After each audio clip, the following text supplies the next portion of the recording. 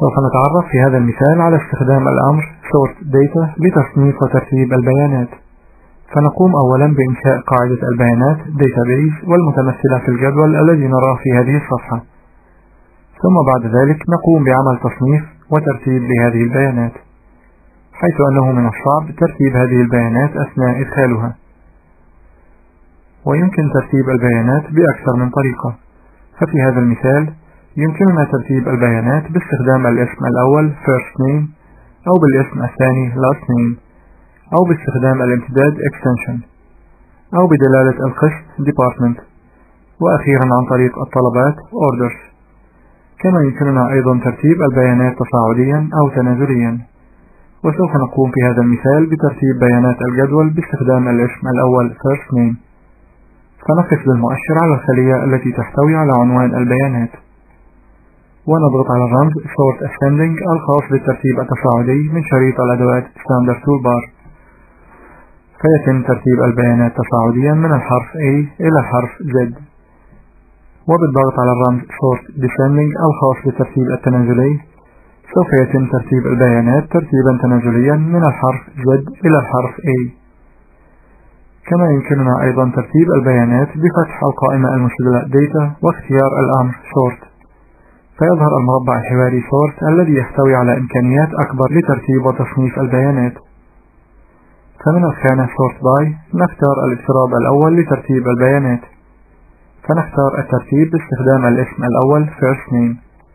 وإذا كان هناك أكثر من شخص بنفس الاسم الأول نختار الترتيب بالاسم الأخير last name من القائمة then by. فإذا كان هناك أكثر من شخص يتفقان معا في الاسم الأول والاسم الأخير فنختار الطلبات orders من قائمة الافتراض الثالث then by. وكما نرى من هذه الخيارات أنه يمكننا ترتيب البيانات تصاعديا أو تنازليا. ونلاحظ أن الاختيار header row هو الاختيار الافتراضي للبرنامج، ويعني هذا الاختيار أن الصف الأول من العمود يحتوي على عنوان بحيث لا يتم ترتيب صف العنوان مع باقي البيانات. وعند تشغيل الاختيار no header row بمعنى أنه لا يوجد عنوان لهذه البيانات سيقوم البرنامج بترتيب بيانات الصف الأول من العمود مع باقي الخلايا. والآن نضغط OK، فيقوم البرنامج بترتيب البيانات وفقا للخيارات التي قمنا بتحديدها.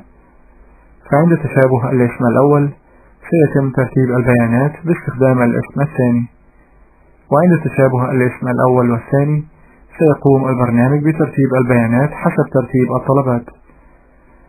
ونذكر هنا أنه عند إدخال بيانات جديدة إلى الجدول